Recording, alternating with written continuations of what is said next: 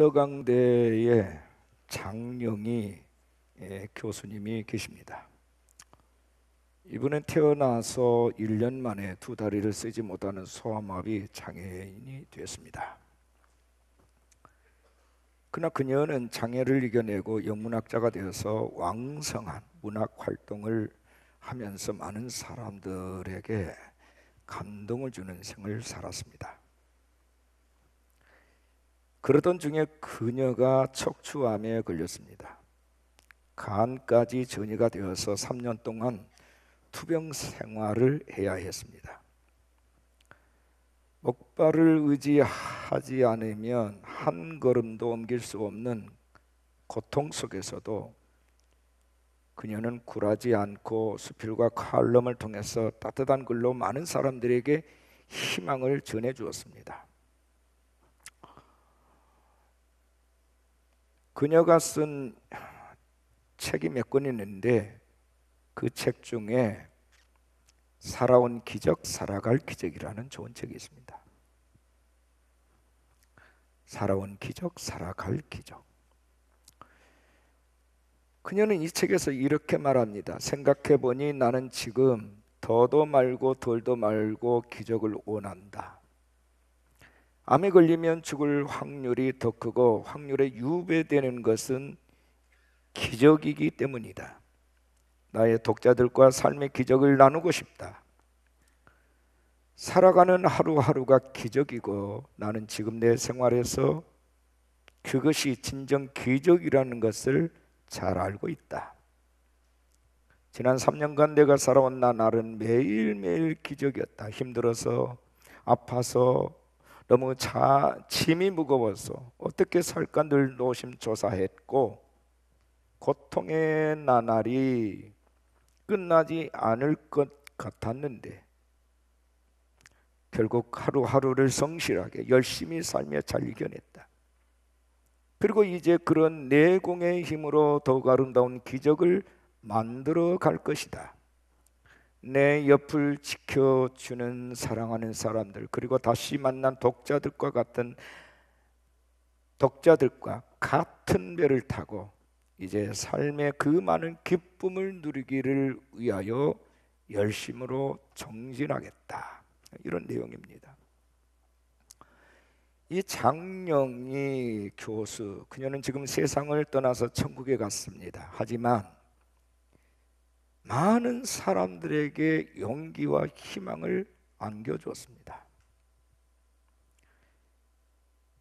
여러분, 지금까지 우리가 살아오는 게 기적 아닙니까? 지금까지 우리가 기적으로 살아왔듯이 앞으로도 기적으로 살아가게 될 것입니다. 오늘 시편 98편 1절 말씀을 주목하십시오. 새 노래로 여호와께 찬송하라. 그는 기이한 일을 행하사 그의 오른손과 거룩한 발로 자기를 위하여 구원을 베푸셨음이로다. 여기 기이한 일이라고 하는 말은 기적을 의미합니다. 그런데 본문은 이렇게 기적을 행하시는 하나님을 새 노래로 찬송하라고 주문합니다.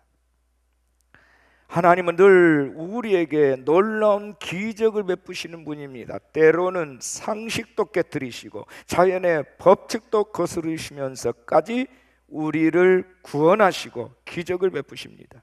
이것이 하나님의 구원 사역이고 축복입니다. 자, 오늘 제목인데 우리 한번 따라하겠습니다. 구원의 기적을 노래하라. 자, 옆에 분에게 구원의 기적을 노래하십시다. 네, 구원의 기적을 노래하십시다. 본문 1절을 다시 보십시오. 새 노래로 여호와께 찬송하라. 그는 기이한 일을 행하사 그의 오른손과 거룩한 발로 자기를 위하여 구원을 베푸셨으므로. 당신 자신을 위해서, 저와 여러분이 아닙니다. 자기를 위해, 하나님 당신 자신을 위해서 구원을 베푸셨다. 여기 구원을 베푸신다 했는데 이 구원은 무엇을 말할까요?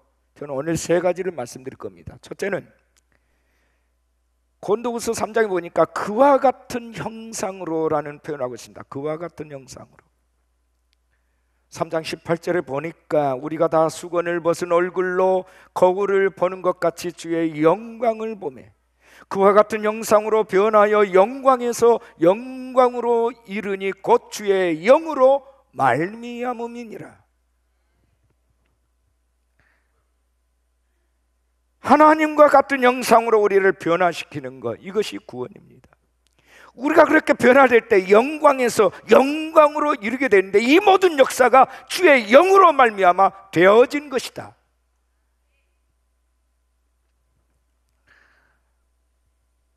토미 테니가 쓴 하나님 당신을 갈망합니다 라는 좋은 책이 있는데요,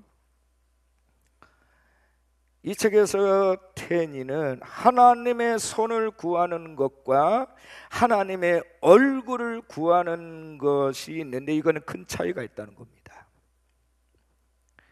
우리는 너무나 자주자주 하나님의 손의 것을 찾습니다. 그러다가 우리는 하나님의 얼굴을 구하는 것을 놓치는 일들이 많습니다. 항상 어떤 것을 위하여 그리고 어떤 것이 부어지기를 위해서 하나님께 부르짖고 간구합니다. 그러나 하나님께서는 당신의 얼굴을 구하는 사람들을 기뻐하시고 찾고 계신다는 거예요.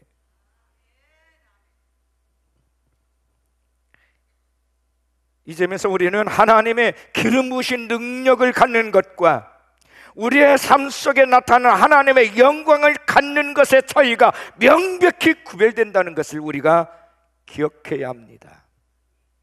하나님의 기름 부으심이 있을 때 설교자는 더 영감 있는 설교를 할 수 있습니다. 하나님의 기름 부으심이 있을 때 예배 인도자나 회중들이 더 열정적으로 예배할 수 있습니다. 하나님의 기름 부으심이 있을 때 기업하는 자들은 더 큰 재정을 일으킬 수 있습니다. 그러나 하나님의 영광이 임할 때에는 설교자나 예배 인도자는 더 이상 아무것도 할 수 없습니다.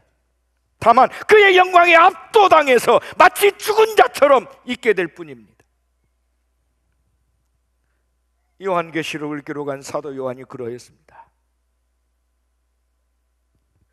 요한계시록 1장 17절에 보니까 내가 볼 때에 그의 발 앞에 엎드려 죽은 자같이 되매 하나님의 영광스러운 존전 앞에서 죽은 자같이 됐다 했습니다. 그가 오른손을 내게 얹고 이르시되 두려워하지 말라, 나는 처음이요 마지막이다. 출애굽기 33장 18절에서 모세는 하나님께 이렇게 말합니다. 원하건대 주의 영광을 내게 보이소서. 내가 원합니다. 주의 영광을 보기를 원합니다. 이 말씀은요, 모세가 시내산에 올라가 있을 동안에 땅 아래 동네에서는 금송아지를 만들어 놓고 경배했습니다. 이것 때문에 하나님께 대하여 큰 죄를 지은 이스라엘 백성들, 이들에게 하나님은 진노하셨고 백성들을 심판하시겠다고 대노하셨습니다. 이때 모세는 그 백성들을 위해서 중보자로 나갑니다. 출애굽기 32장 32절에 보면 차라리 주의 책에서 내 이름을 지워버릴지언정 이 백성을 치시면 안 됩니다. 그때 하나님께서 모세에게 말씀하십니다. 출애굽기 33장 1절 이하에 너는 네가 애굽 땅에서 인도하여 낸 백성과 함께 여기를 떠나서 내가 아브라함과 이삭과 야곱에게 맹세하여 내 자손에게 주기로 한 그 땅으로 올라가라. 내가 사자를 너보다 앞서 보내요 가나안 사람과 아모리 사람과 헷 사람과 브리스 사람과 히 사람과 여부스 사람을 쫓아내고 너희를 적과 꿀이 흐르는 땅에 이르게 하려니와.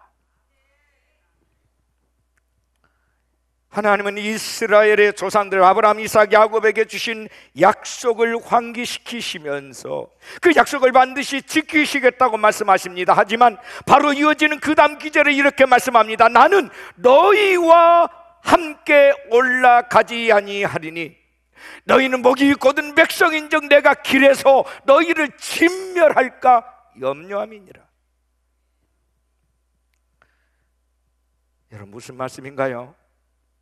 적용하면 이런 말씀입니다. 나는 너희에게 약속한 대로 너희들이 구하는 모든 것을 줄 것이다. 너희가 성공적인 사회를 원하느냐? 너희가 너희 교단에서 정상에 오르기를 원하느냐, 내 자녀가 잘 되기를 원하느냐, 너는 지우의 능력을 원하느냐, 갑부가 되기를 원하느냐, 무엇이든지 내가 너희들에게 언약한 대로, 너를 위해서 준비한 대로 내가 그 약속한 것을 지킬 것이다. 천사들로 하여금 나의 명령을 따르도록 너희들 앞서 보내겠다. 너는 나의 손을 가질 것이다. 그러나 너희는 그날에 나의 얼굴은 보지 못할 것이다. 그 말이에요. 그날에 너희들은 나의 얼굴은 볼 수 없다. 무서운 말씀이에요. 모세가 말합니다. 출애굽기 33장 15절 이하에 주께서 친히 가지 아니하시려거든 우리를 이곳에서 올려보내지 마옵소서. 나와 주의 백성이 주의 목전에 은총 입은 줄을 무엇으로 알리까? 주께서 우리와 함께 행하심으로 나와 주의 백성을 천하 만민 중에서 구별하심 아니니까. 모세가 이르되 원하건대 주의 영광을 내게 보이소서. 원합니다. 주의 영광을 내게 보여주십시오.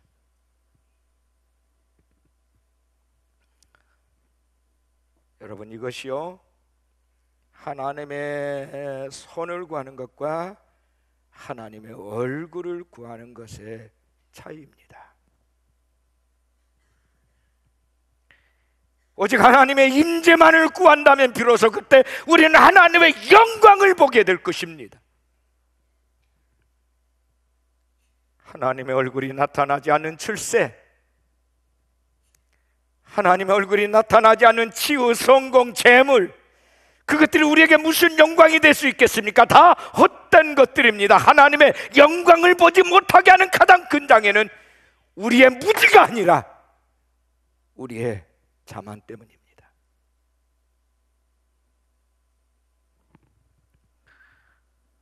젊은 나이에 탄탄대로의 성공의 길을 가던 영국의 한 유명한 변호사가 있었습니다. 어느 날 그는 영국의 의사당 앞에서 비중 있는 변호를 하기로 되어 있었어요. 하지만 그는 너무 긴장한 나머지 그 부담감을 떨치지 못하고 스트레스로 쓰러지고 말았습니다. 출세 가도를 달리던 그의 인생은 그부터 망가지기 시작했습니다. 정신장난 증세로 정상적인 생활을 유지할 수 없었습니다. 급기야 그는 자신이야말로 추하고 무능한 무가치한 자라고 자학을 하면서 자살 시도까지 했습니다. 그러나 그 주변에는 그를 항상 불쌍히 여기며 관심을 가진 많은 그리스도인들이 있었습니다. 복음으로 계속해서 그를 섬겼습니다. 자신을 내려놓지 못하고 살았던 그가 드디어 하나님의 사랑을 깨닫게 되었고 하나님을 찾기 시작했습니다. 그는 하나님을 만났고 죽음의 공포와 사슬로부터 풀려났습니다. 그가 이 긴 터널을 빠져나온 데는 무려 10년이라는 시간이 필요했습니다.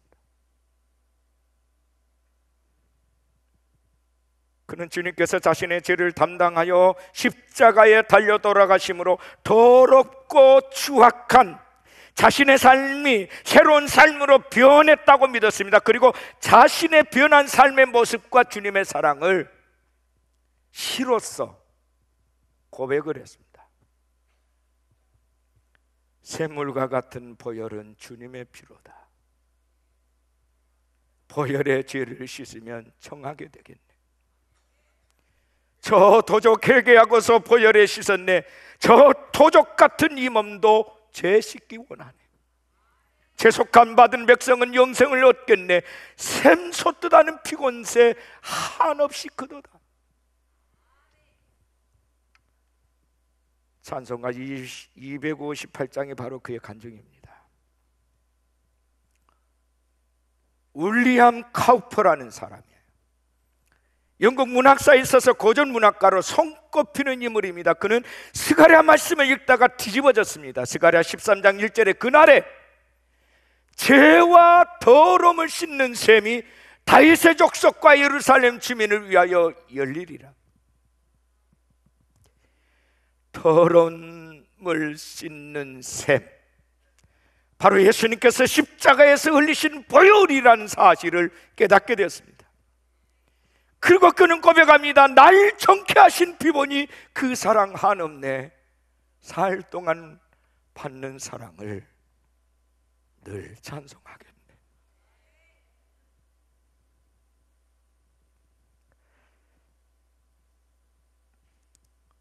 구원받은 사람은요,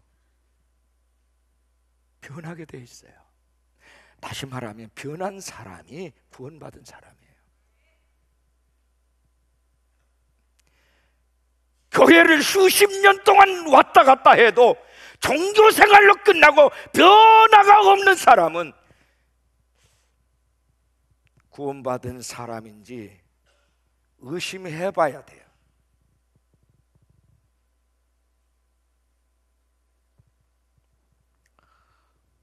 두 번째 구원은 회복입니다. 회복. 시편 80편 7절에 만군의 하나님의 우리를 회복하여 주시고 주의 얼굴에 광채를 비추사 우리가 구원을 얻게 하소서. 여러분, 회복이란 말이 뭔 말이죠? 사전적인 의미는 이전의 상태, 본래의 상태로 돌아가는 것을 회복이라고 정의하고 있습니다. 그러니까 우리가 아담과 하와의 맨 처음 타락하기 전의 상태로 돌아가는 겁니다. 여기에는 세 가지 전제가 필요합니다. 첫째는 먼저 본래의 상태, 원 상태가 무엇이었는가를 정확하게 인지해야 됩니다. 두 번째는 본래 상태는 어떤 것이었는데 어디로부터 내가 떨어졌는지를 기억해야 합니다. 세 번째는 현재 나의 상태, 떨어진 상태를 인정하고 겸손히 받아들이는 데서부터 회복이 시작이 됩니다.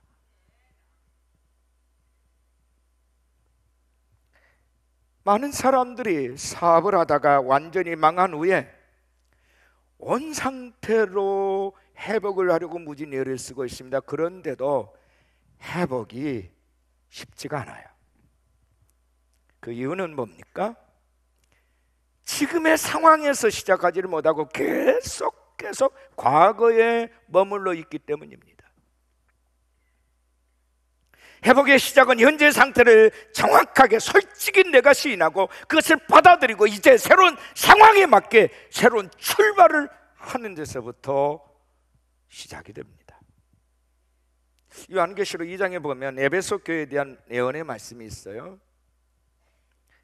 에베소 교회는 교회 안에 악한 세력들, 이른바 거짓 사도를 가려내서 끝까지 싸우는 수고와 인내에 대해서 큰 칭찬을 받은 교회입니다. 그런데 한 가지 책망이 있습니다. 처음 사랑을 잃어버렸다는 겁니다. 주님 말씀합니다. 어디서 떨어졌는지를 생각하라. 그리고 돌이켜서 맨 처음 순수함으로 돌아가라. 회복이 되라 그 말이. 만일 그렇지 않냐면 내가 너희 촛대로 옮기겠다. 무슨 말인가요? 회복불능의 상태로 만들 것이고 내가 너에게 좀 모든 영광을 거두겠다는 말이에요.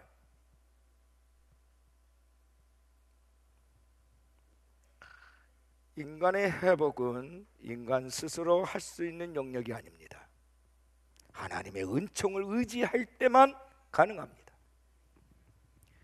시편 80편 17절 이하에 주의 오른쪽에 있는 자, 곧 주를 위하여 힘있게 하신 인자에게 주의 손을 얹으소서. 그리하시면 우리가 주에게서 물러가지 아니하오리니 우리를 소생하게 하소서. 우리가 주의 이름을 부르리이다. 이 말씀은 하나님께서 친히 세우신 하나님의 우편에 앉아 계신 예수 그리스도에게 하나님의 권능 있는 손을 얹어 주십시오. 그리하시면 우리가 그분을 의지하여 다시금 힘을 내겠습니다. 그 말이에요.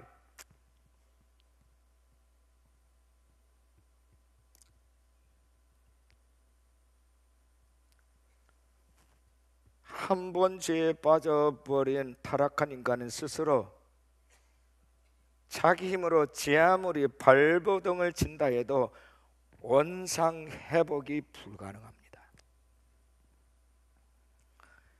어떻게 회복해야 됩니까? 나는 못하지만 하나님 은혜 주시면 할 수 있습니다. 하나님이 보내주신 독생자, 하나님께서 우리 대신 죄값을 지불하게 하시고 빌려주신 예수 그리스도의 은혜를 우리가 힘입음으로 다시 일어설 수 있습니다. 나의 힘이 아닙니다. 예수 그리스도의 힘입니다. 이걸 고백할 때에, 그리고 내 자신을 주님 앞에 송두리째 올려놓을 때 거기에서 회복이 가능합니다. 다른 길이 없습니다. 절망 가운데 무너졌다 할지라도 하나님의 은혜가 임하면 회복의 기적이 일어납니다. 주의 얼굴에 광채를 비추사 우리가 구원을 얻게 하소서.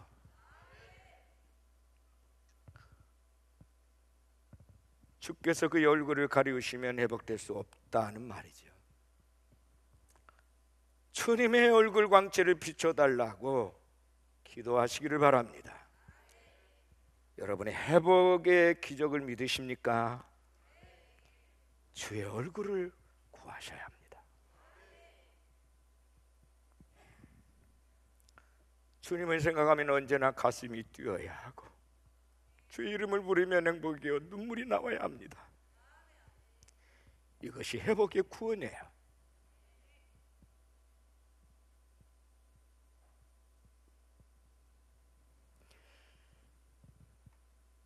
세 번째 구원의 기적은 나타내심. 나타내심이라는 단어가 나옵니다. 본문 2절을 주목하십시오. 여호와께서 그의 구원을 알게 하시며 그의 공의를 문나라의 목전에서 명백히 나타내셨도다. 무슨 말씀인가요? 하나님은 당신께서 구원하신 구원의 모든 역사를 모든 나라 모든 열방에게 알리시고 나타내기를 원하신다는 거예요. 그러니까 이 말은 구원받은 사람이라면 하나님의 크신 구원을 간증하라, 나타내라 그 말이에요. 증거하라.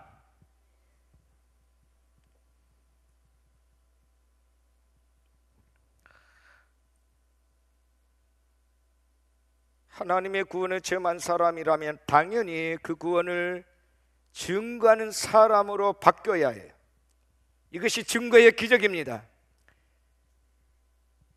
우리가 예수 그리스도의 십자가 은혜로 제산 받았고 하나님의 자녀가 돼서 영생을 얻은 구원받은 자라는 감격이 살아있다면 그대로 앉아있을 수 없어요.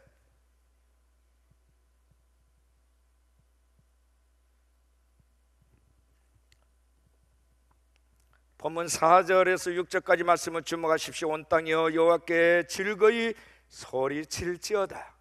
소리내어 즐겁게 노래하며 찬송할지어다. 수금으로 여호와를 노래하라. 수금과 음성으로 노래할지어다. 나팔과 호각 소리로 왕이신 요 앞에 즐겁게 소리칠지어다. 여러분, 여러분에게 구원의 감격과 즐거움이 살아있습니까? 살아있다면 가만히 있을 수가 없어요.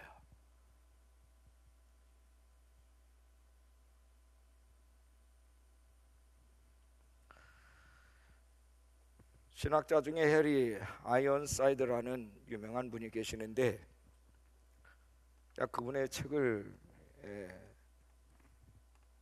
통해서 많은 은혜를 받았습니다. 근데 이분이 한 무신론자와 공개 토론을 제의를 했어요. 아이언사이드 박사가 제안하기를,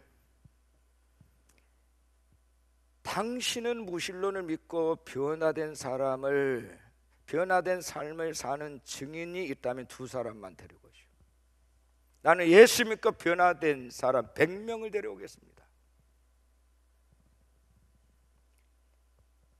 그리고 그 증인들을 데려다 놓고 우리 한번 토론 한번 하십시다. 제안을 했어요. 어떻게 됐을까요? 그 무신론자가 도망을 쳐버렸습니다. 통쾌하지 않습니까? 구원받은 것 같긴 한데 구원의 즐거움은 없다.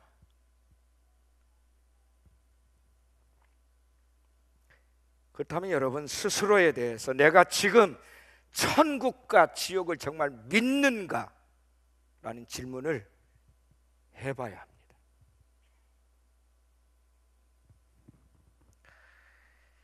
한국교회 대표적인 보수주의 교단의 대형교회가 있습니다. 충현교회라고. 거기에 담임 목사를 재직했고 신학대학 총장까지 지낸 신성종 목사님이 계십니다. 이분이 인천에 있는 주한장로교회에서 간증한 천국과 지옥을 보았다는 내용이 큰 화제가 됐습니다. 지금도 그 동영상이 있습니다. 그의 간증 내용은 이것입니다. 어느 날 장모님께서 천국은 정말 있는가? 나는 갈 수 있겠는가? 물었어요. 예라고 대답을 했지만 자신도 천국 지옥에 대해서는 지식으로만 알고 있지 실제로는 너무도 모르고 있다는 것을 깨닫게 되었답니다. 그래서 그는 금식을 하면서 하나님 내게도 천국을 보여주십시오라고 매달렸습니다.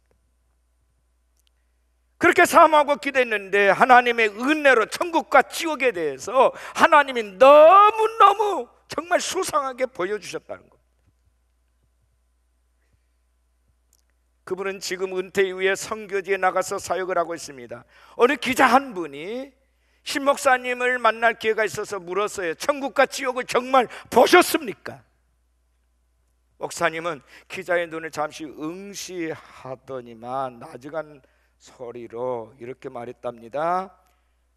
내가 보았으니까 떠났죠. 저라는 사람은 보지 못했으면 결코 선교지로 갈 위인이 못 됩니다.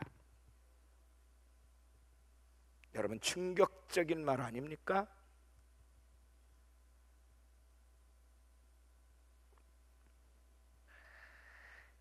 은퇴하신 홍정길 목사님이 한 언론과 인터뷰에서 이런 얘기를 했어요. 예수 믿으면 천당 간다는 믿음을 비판하는 자들에 대해서 그는 말했어요.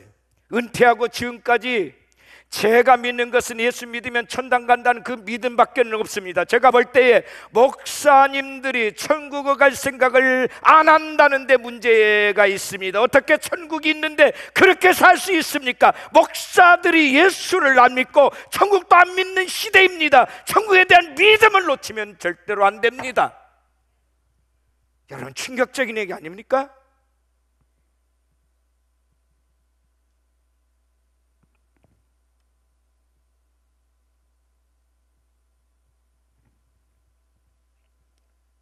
예수 믿으면 천국 간다고 믿는 것은 결코 유치한 믿음이 아니에요. 정말 중요한 믿음입니다. 그 확신 가운데서 우리의 모든 삶이 달라지기 때문입니다. 이것이 믿는 사람과 믿지 않는 사람의 그 다음의 삶의 질은 달라지거든요. 삶의 내용도 달라지거든요. 이 믿음이 없는 사람은 결코 예수를 위해서 살 수 없어요.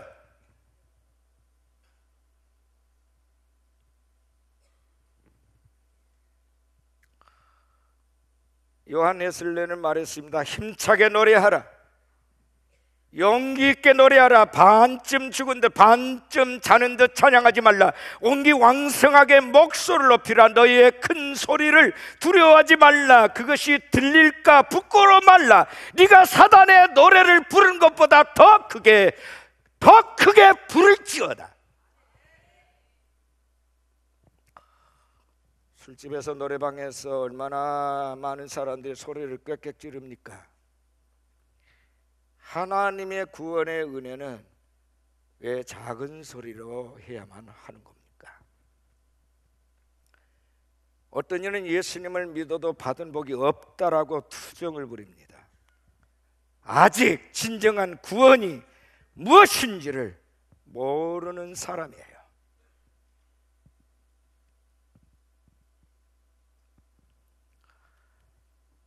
하나님이 함께하는 자는 본질을 위해서 살고 복음을 위해서 삽니다. 부끄러운 자신이 되지 않도록 늘 자신을 부인하며 살아가는 증거들을 숨기지 않습니다.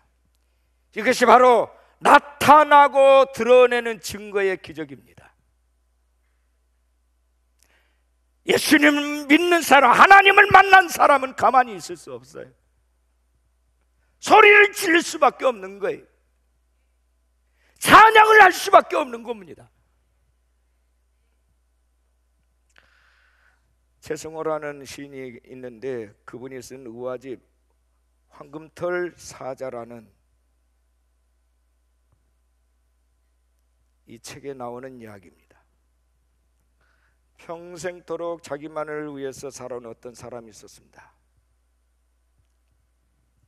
이의 특실로 인해서 얽혀있는 세상에서 손해보다는 이익을, 실보다는 득만을 취하며 살다 보니까 노년이 되었을 때 주위에 남은 사람이 없더라는 거죠. 너무 쓸쓸했습니다. 애로움을 달래주는 것이라고는 사각개짝에 가득 넣어준 돈뿐이었습니다. 어느 날 그에게 죽음의 그림자가 찾아왔습니다. 헌신하시는 마지막 기회가 온 것입니다. 그러나 그는 마지막 기회마저도 자기를 위해서 쓰고 말았습니다. 가지고 있던 돈을 전부 털어서 순금으로 그 관을 만들고 그 안에서 죽기로 한 겁니다. 그는 소원대로 금관 속에서 죽었고 금관에 누운 채로 내장이 되었습니다. 바로 그날 밤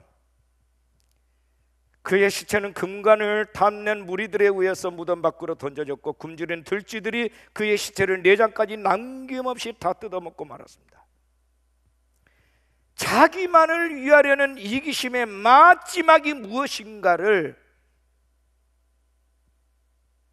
이 작가는 교훈하고 싶었던 거죠.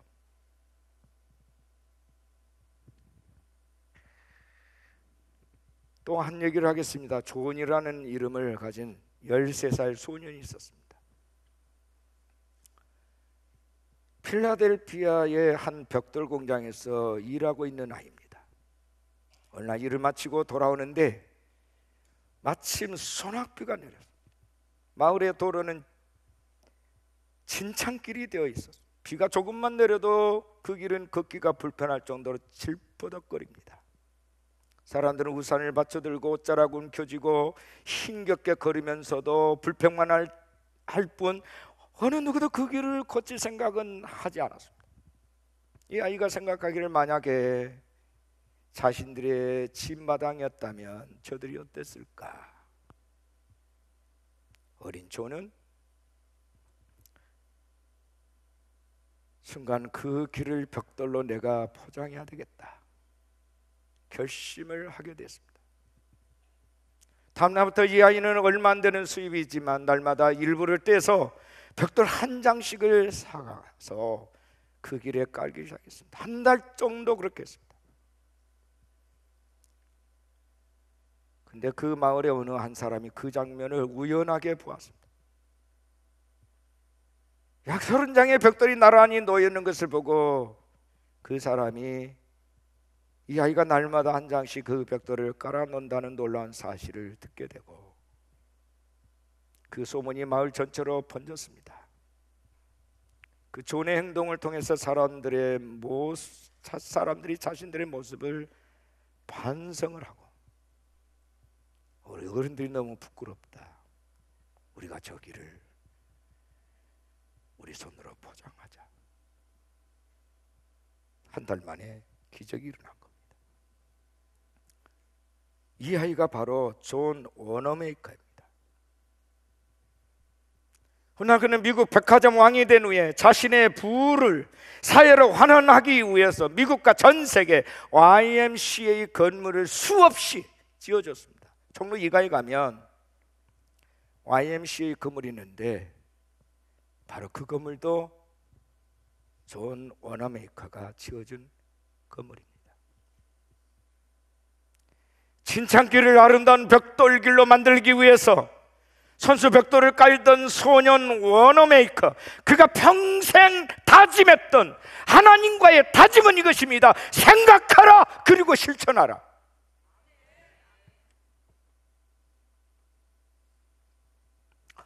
야고보서 기자는 행함이 없는 믿음은 죽은 것이래요. 죽은 것이랍니다.